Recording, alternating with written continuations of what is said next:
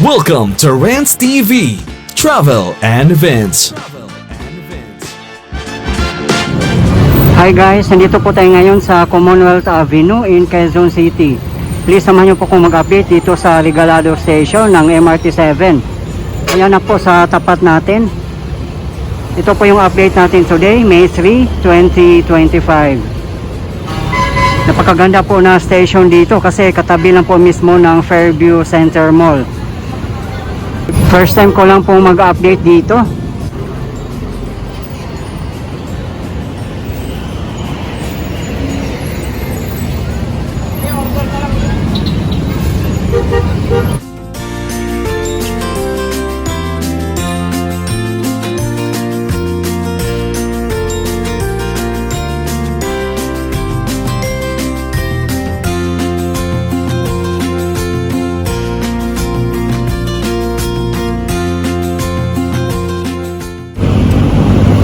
Ang MRT-7 po ay 22 kilometers po ito at magkakaroon ng 14 stations.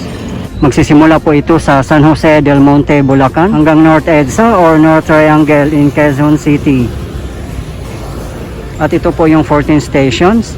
San Jose del Monte, Bulacan, Tala, Sacred Heart, Quirino Highway, Mindanao Avenue, Regalado, Doña Carmen, Manggahan, Batasan, Don Antonio, Tandang Sora, University Avenue, Quezon Memorial Circle, and the last station is North EDSA in Quezon City. Nakita naman po natin guys no ang progress, kaya pala talaga na-extend ng year 2026 ang partial operation from Tala to North EDSA or North Triangle in Quezon City. Hindi po talaga nila siguro kaya na magkaroon ng partial operation this year.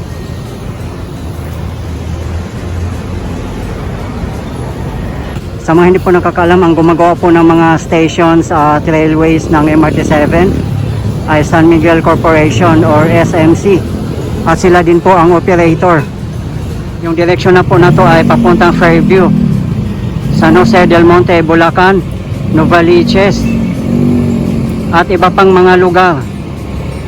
Sa mga gusto pong mapanood ang aking update sa Common Station in North Triangle in Quezon City, nasa aking previous video lang po. At doon po mismo magtatagpo ang tatlong train lines natin sa MRT-3, LRT-1, and MRT-7.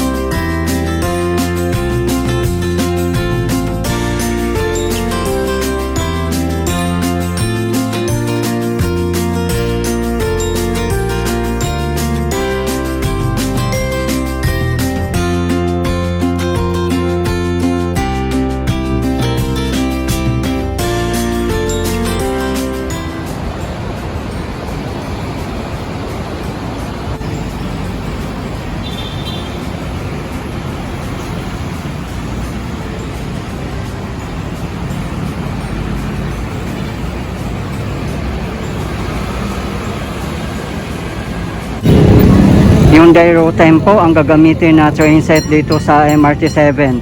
Similar po sa LRT2. Napakaganda po kasi napaka-spacious po niya. Ang kaibahan lang po dito sa MRT7 ay 3 cars configuration. Whereas sa LRT2 ay 4 cars configuration.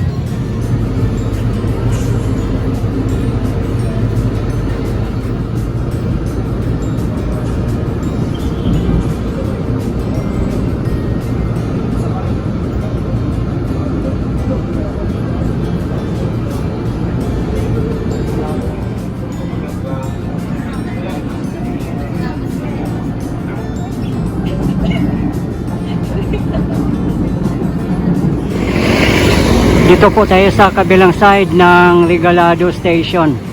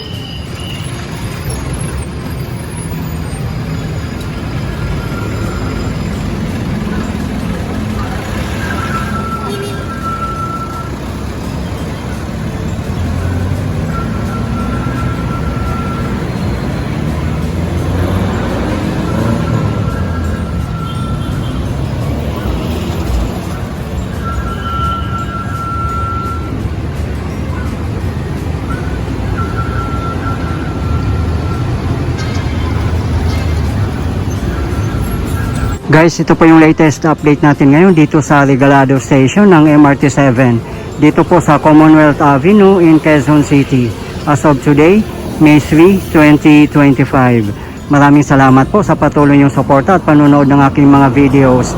I really appreciate po. At hindi po ako magsasawang i-update kayo, lalong-lalo na po sa mga government infrastructures. Mabuhay ang Pilipinas! Okay guys, thank you for watching and keep safe everyone.